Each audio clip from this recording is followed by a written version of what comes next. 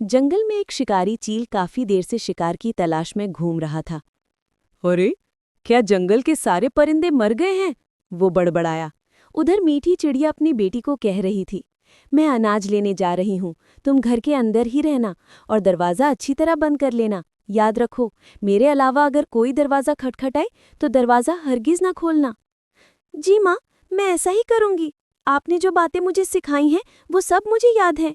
आप मेरी बिल्कुल फिक्र ना करें। माँ ने प्यार से कहा। हाँ बेटी, मुझे पता है तुम होशियार हो, लेकिन फिर भी चौकस रहना बहुत ज़रूरी है। कब कहाँ से कोई शिकारी आ जाए ये कहाँ नहीं जा सकता। जी माँ, आप भी अपना ख्याल रखिए और जल्दी वापस आइए। मीठी अभी घर से निकली ही थी कि उसने एक शिकारी चील को अपनी तरफ आते देखा। वो फौरन घर के अंदर गई और दरवाज़ा बंद कर लिया। क्या हुआ माँ, आपने दरवाज़ा क्यों बंद कर दिया? बच्ची ने पूछा। बाहर एक शिकारी परिंदा घूम रहा है, उसके पंजों में अभी अभी कोई शिकार भी था। चिड़िया ने खिड़की से बाहर झांका। शिकारी चील एक डाल पर बैठकर चूहा खा रहा था। अरे, ये तो बहुत छोटा शिकार है, इससे मेरा पेट भरा ही नहीं, अगर कुछ और मिल जाए तो मजा आ जाए, वो बोला और आगे बढ़ गया। माँ ने कहा, देखा बेटी, इसीलिए मैं हमेशा कहती हूँ कि हमें चौकस रहना चाहिए। हाँ माँ, अब आप बाहर मत जाइए, मुझे बहुत डर लग रहा है। बच्ची घबराकर माँ से लिपट गई।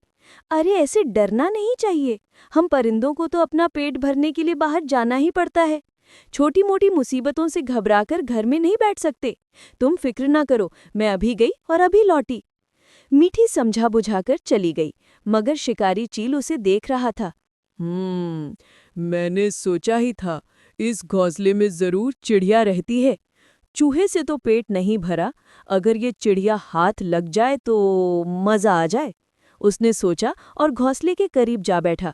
लेकिन उसे पता न था कि घोंसले में चिड़िया की बच्ची भी है। बच्ची ने चील को आते देखा तो घबरा गई।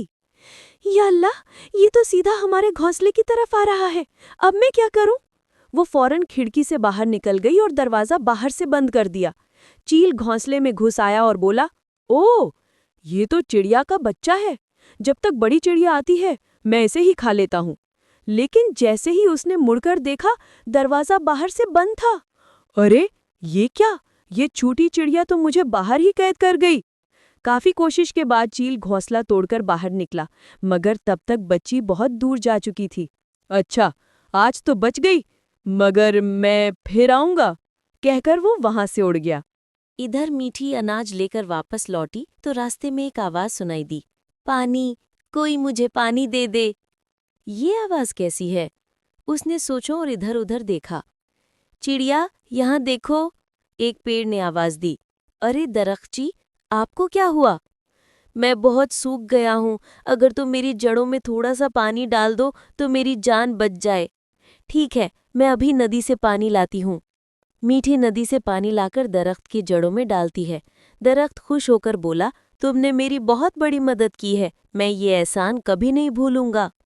चिड़िया ने कहा, अरे, शुक्र की कोई बात नहीं, आप जैसे पेड़ ही तो हमारी जिंदगी का सहारा है। घोंसला बनाने से लेकर सांस लेने तक सब कुछ आप ही की बदौलत है। चिड़िया घर पहुंची तो देखा कि घोंसला टूट फूट गया है और बच्ची भी नहीं है। वो परेशान हो गई। या अल्लाह, ये क्या हो गया? मेरी बच्ची कहाँ गई? इसी दौरान पंखड़ी चिड़िया ने बच्ची को अपने घर पनाह दी हुई थी। उसने मीठी को आवाज दी और दोनों माँ बेटी मिल गई। खुशी के मारे आंखों में आंसू आ गए। पंखड़ी ने कहा, अब फिक्र न करो, सब खैर है, तुम कल आराम से नया घोंसला बना लेना। मगर मीठी जिद करके बच्ची को लेकर अपनी जगह तलाश करने लगी। अचानक काली घटाएं छा गईं और तेज बारिश शुरू हो गई। वो दोनों एक पेड़ के पास पनाह लेने लगीं। ये वही जादुई पेड़ था जिसे मीठी ने सुबह पानी दिया था। पेड़ बोला, चिड़िया, घबराओ नहीं, मैं वही पेड़ हूँ। मैंने तुम्हारी नेकी पर तुम्हारा इम्तिहान लिया था, अब मैं तुम्हारी मदद करूंगा।